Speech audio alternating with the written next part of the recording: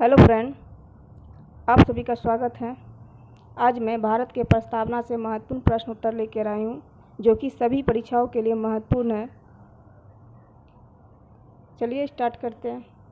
यदि आप लोगों को सेशन पसंद आए तो लाइक, शेयर एंड सब्सक्राइब करना न भूलें, ज़रूर करें।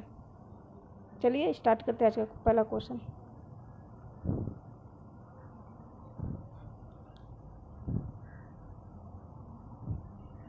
ये रहा आज का पहला क्वेश्चन। संविधान की कुंजी किसे कहा जाता है? प्रस्तावना को कहा जाता है, या फिर मौलिक अधिकार, या फिर संसद या नीति निर्देशक तत्व? वह कहा जाता है ऑप्शन नंबर ए, यानी प्रस्तावना को। Next question number 2। भारत में जनप्रिय संप्रभुता है क्योंकि भारत के संविधान की प्रस्तावना शुरू होती है इन शब्दों से। किन शब्दों से शुरू होती है? पहला ऑप्शन, लोकतंत्रवादी भारत, लोक गणराज्य, हम भारत के लोग, या लोक प्रभु सत्ता पर। वह होती है ऑप्शन नंबर सी, हम भारत के लोग।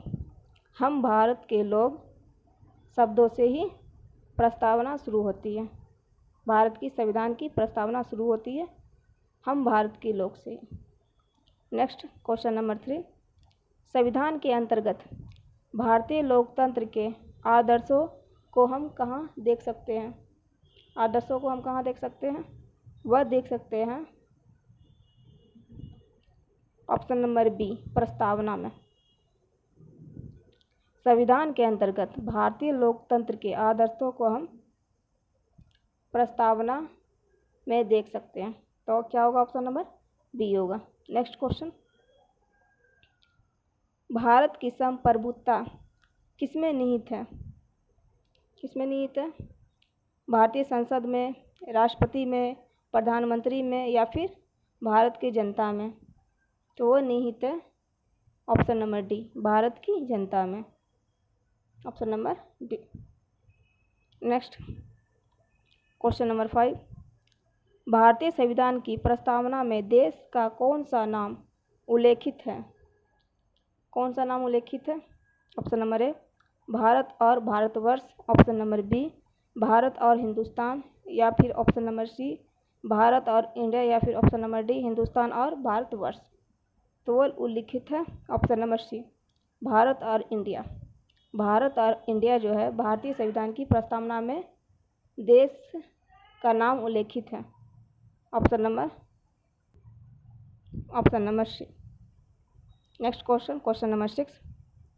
संविधान के उद्देशिका या प्रस्तावना का संशोधन कितनी बार किया गया है?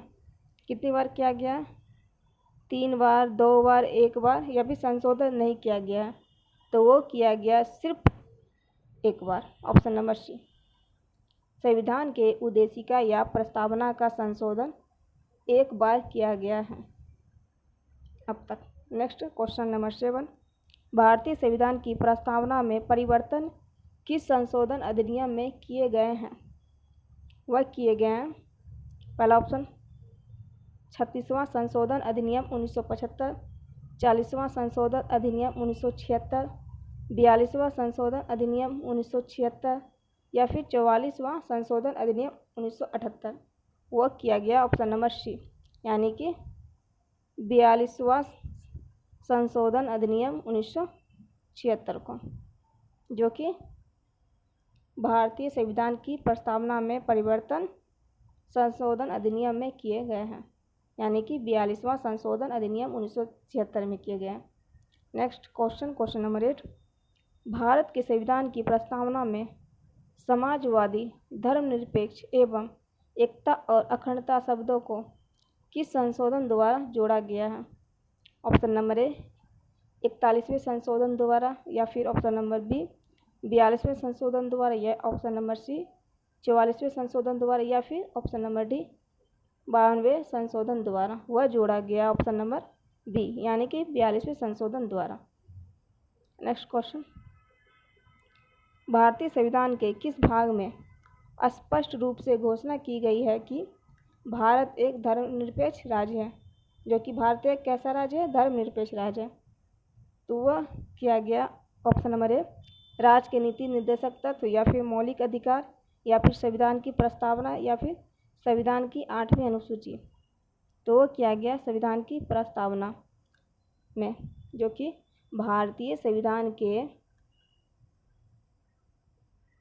की प्रस्तावना भाग में स्पष्ट रूप से घोषणा की गई है कि भारत एक धर्मनिरपेक्ष राज्य है, जो कि संविधान की प्रस्तावना में option number C. Next question, Bharat एक धर्मनिरपेक्ष राज्य है, इसका मतलब है कि भारतीय राज्य कैसा है? ऑप्शन नंबर ए धर्म विरोधी नागरिक का समर्थन करता है, या फिर ऑप्शन नंबर बी बहुसंख्यक समुदाय के धर्म को समर्थन करता है, या फिर ऑप्शन नंबर सी अल्पसंख्यक समुदाय के धर्म का समर्थन करता है, या फिर ऑप्शन नंबर डी किसी निश्चित धर्म का समर्थन नहीं करता है। तो वो करता है ऑप्शन नंबर डी, किसी निश्चित धर्म का समर्थन नहीं करता है। यानी कि भारत एक धर्मनिरपेक्ष राज्य है, इसका मतलब है कि भारतीय राज्य किसी निश्चित धर्म का समर्थन नहीं करता है, यानी किसी निश्चित धर्म का समर्थन नहीं करता, वो सभी का करता है। नेक्स्ट क्वेश्चन नंबर 11, भारत एक गणतंत्र है, इसका अर्थ है? ऑप्शन नंबर ए सभी मामलों के अंतिम अधिकार जनता के पास है।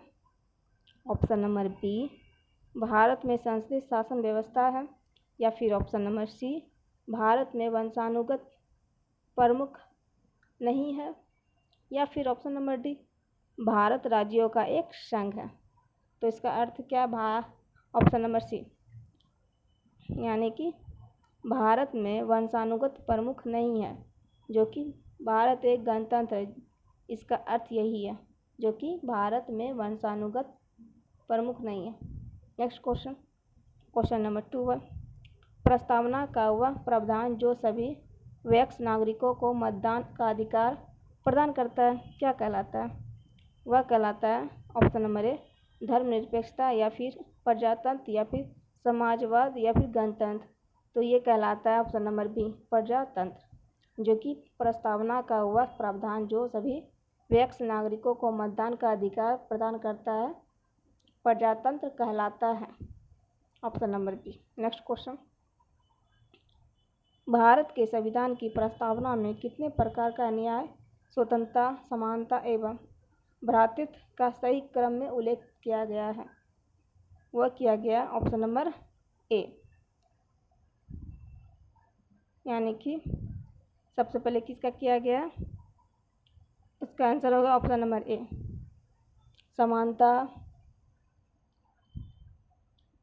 समानता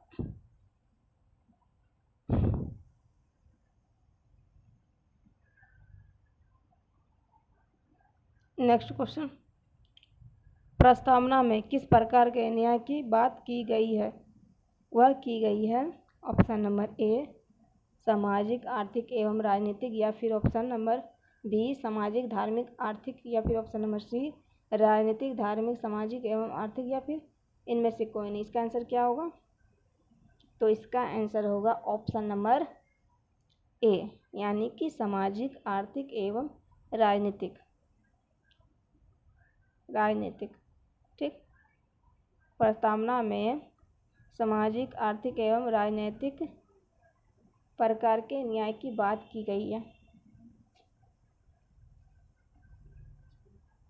नेक्स्ट क्वेश्चन, क्वेश्चन नंबर 15, निम्नलिखित में से किस बाद में सर्वोच्च न्यायालय ने संविधान के मूल ढांचे का सिद्धांत प्रतिपादन किया था? यानी कि थ्योरी ऑफ बेसिक स्ट्रक्चर प्रतिपादित किया था। नेक्स्ट क्या होगा आंसर इसका? ऑप्शन नंबर ए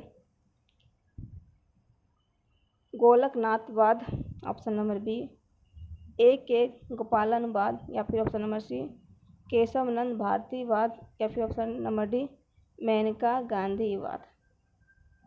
तो इसका आंसर होगा option number C Kesavananda भारतीवाद।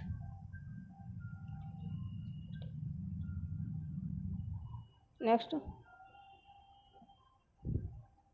Thank you friend. यदि आप लोगों को आज का क्वेश्चन पसंद आए तो लाइक शेयर एंड सब्सक्राइब ज़रूर करें। धन्यवाद।